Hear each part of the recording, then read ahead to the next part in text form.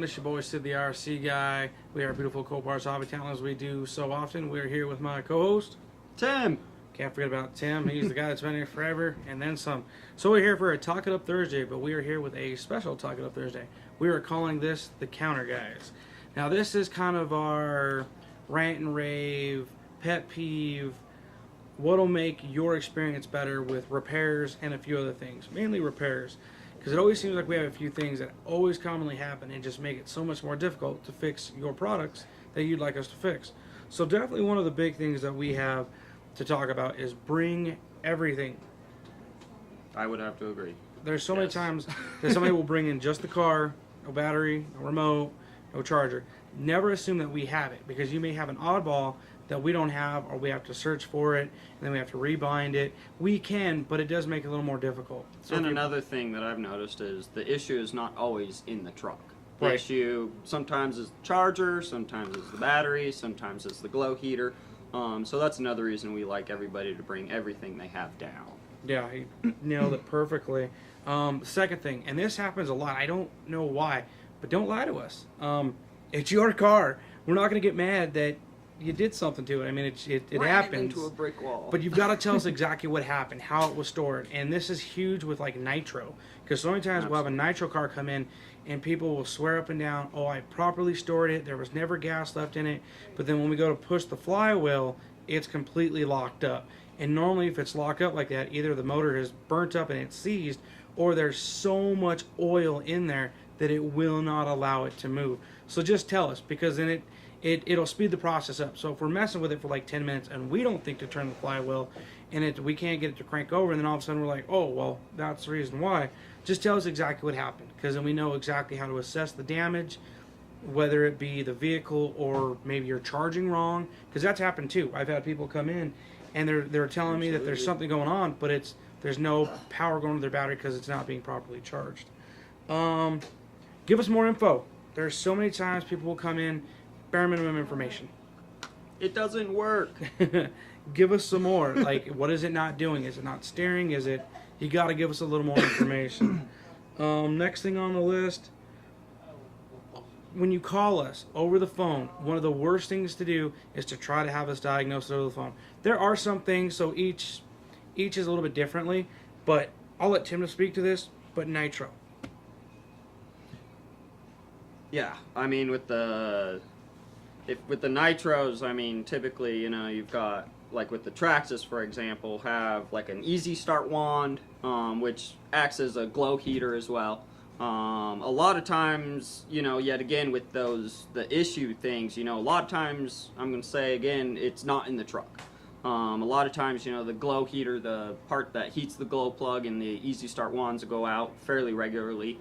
And the ones I have here obviously are going to work. So when you bring it down here, obviously when I stick mine to it, it's going to light up right away. And then typically when the people go home and try it out, they're like, well, it didn't work for me. Well, the issue was not in the truck. At that point, it was in the easy start wand. So that's why, just bring everything down with you, so I know what you have, and then I can cross-reference it with what I have as well. And like I said, sometimes we can do it over the phone. 90% of the time we can't. It's one of those things we need to see it in front of us to know exactly what's going on. Big pet peeve for a lot of us. We're willing to work on your stuff, but our time is not free. So there is a flat rate that we need to be charging. If it's a quick in and out, it's not a big deal. Sometimes just, attitude. That's huge with me. If you come in and you've got a good attitude and you're smiling, I'm going to have a good attitude. I'm smiling and I want to grab my toolkit and work on your car. But if you come in and you're just yelling and you're mad and you're frustrated, I understand everybody wants to play with their toys, but you got to try to come in with a better attitude. If you come with a bad attitude, it just sets the tone in a rough tone. And how do you feel on it? Yeah, I would have to agree. Typically the guys, and I understand that people sometimes are frustrated, especially with the nitros at our altitude. But, when you come in here and just throw your stuff on the counter and say, here, fix it.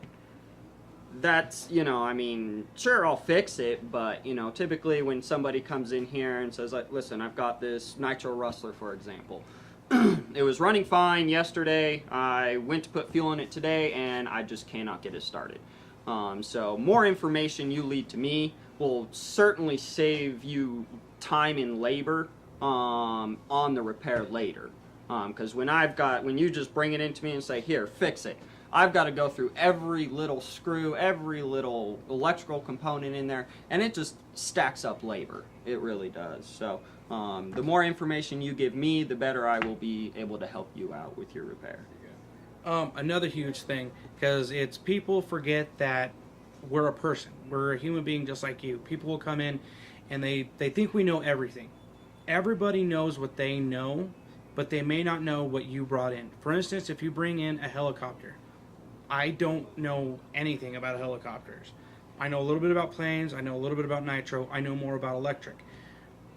Everyone has their thing that they do. We may not know exactly. We're going to do our best, but try to remember, we're people just like you are, and we have feelings too. And it's not that we don't. It's a lot of people, I hear it all the time, people don't know anything when I go to this hobby shop, or people are dumb, or this. They may not know what you have, but I bet if you had something that they had, or maybe something they've worked on, they can help you out tremendously.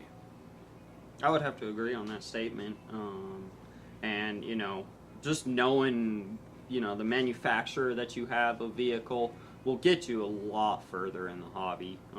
Because some hobby shops don't support, like, online RC cars parts. So, would they be willing to do the work? That'd depend on the hobby shop. But, like, in our case here, I'd be more than happy to do the work. It's just you would have to get the parts for it. Right. That was another thing I was going to say. When you come in, know what you have. Sometimes we can look at it and know right away, but sometimes we'll look at it and have absolutely no idea.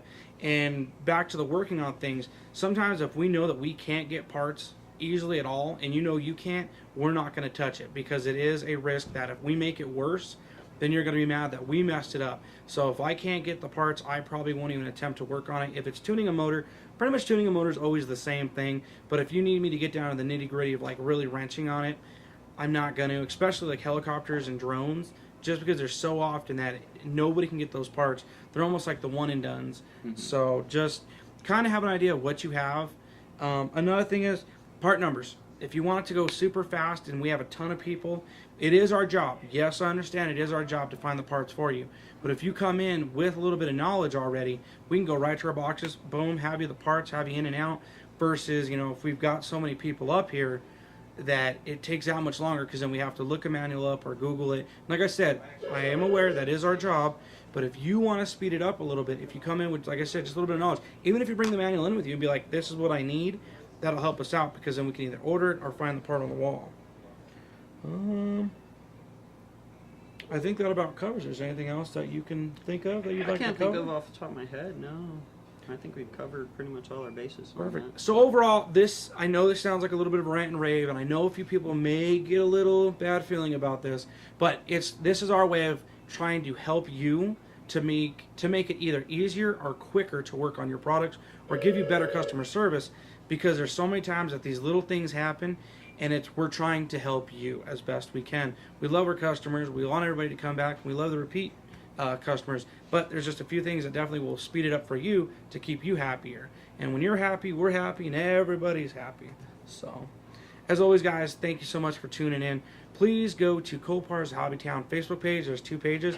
Hit the like button on that. Please hit subscribe on the YouTube channel. As always, keep your life charged. See you guys soon.